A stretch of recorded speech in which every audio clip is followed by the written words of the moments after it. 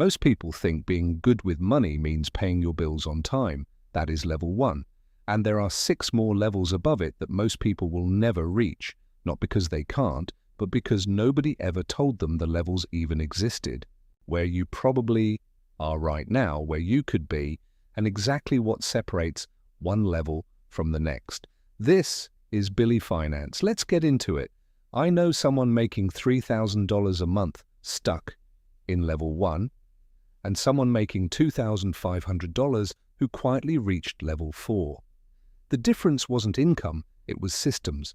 Most people don't stay broke because they earn too little. They stay broke because they never leave level 2. Before we dive in, here's how I want you to think about this. Financial power isn't about how much money you make, it's about how much money works for you. A doctor making $400,000 a year can be at level 2. A teacher making $60,000 can climb to level 5.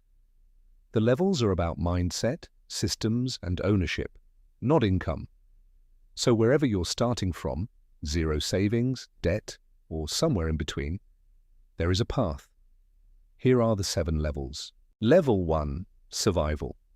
This is where most people grow up, and where far too many stay. You earn money, you spend money, and by the time the next paycheck comes, the last one is basically gone. There's no buffer. One car repair, one medical bill, one unexpected anything, and you're in serious trouble. The danger here isn't just financial, it's psychological. When you're in survival mode, every financial decision is made from fear, and fear is the worst financial advisor in the world. The one move to get out of level 1. Stop trying to budget perfectly and start with one habit. Save $10 before you spend anything else. Doesn't matter how small, the habit is the muscle. Level 2, stability. $0 to $1,000 saved. Level 2 looks calm from the outside. Your bills are paid. Maybe you've got a little left over at the end of the month. People at this level often think they've made it. And that's exactly the trap. Because stability without savings is just a slow-motion level 1, you're one setback away from sliding right back down. The move here, build what I call your oh no fund, a small, separate account where you park $500, then $1,000, not for vacation, not for fun, just for when life happens, because it will. Most people don't stay broke because they earn too little. They stay broke because they never leave level 2. Level 3. Safety. 3 to 6 months expenses for most people, $3,000 to $15,000 plus. Now we're getting somewhere.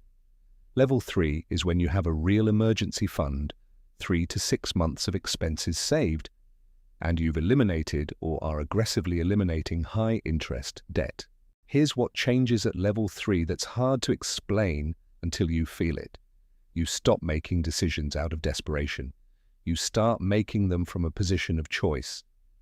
That shift in psychology, that's worth more than the number in your bank account. Level 4. Growth. This is where the game completely changes. Level 4 is when you're investing consistently. Index funds, retirement accounts, real estate, a business. Something that grows your net worth while you sleep. Most people think investing is for rich people. It's actually the reason people become rich. At this level, you're not just earning money, you're building an army. Every dollar you invest is a tiny soldier working 24/7 on your behalf. The rule at level 4, invest before you spend. Pay yourself first, automate it, then live on what's left. Level 5, freedom. Passive income equals $1,000 to $3,000 per month. Minimum financial freedom doesn't mean you're a millionaire. It means your passive income covers your basic needs. Rent, food, utilities, covered without you showing up to work. At level 5, work becomes optional. And the moment work becomes optional, the work you choose to do becomes completely different. This is where most people's best ideas come from. Level 6, financial power. Level 6 is where you own assets that produce income, and that income buys more assets. Now your wealth compounds on itself. You own things that own other things. Businesses that hire people. properties that generate income that buys more properties. At this level, the biggest financial challenges aren't about earning or saving, they're about management, tax strategy, and allocation, which is a beautiful problem to have. Level 7. Generational wealth. This is the level that changes not just your life, but the lives of people who haven't even been born yet. Trusts, assets, and systems designed so your family doesn't have to start from zero. But more than any asset, it's knowledge transferred. Because the families that hold on to wealth aren't just rich, they teach their children to think like people who build wealth. That's the real inheritance. So here's my question for you. Which level are you on right now? Be honest with yourself. There's no shame in level 1. There's no ceiling at level 7. The only wrong answer is pretending you're somewhere you're not. I'll tell you the exact move to reach the next one. I read every single one. And if this video helped you see your financial life differently, share it with one person who needs to hear it. And I'll see you in the next one.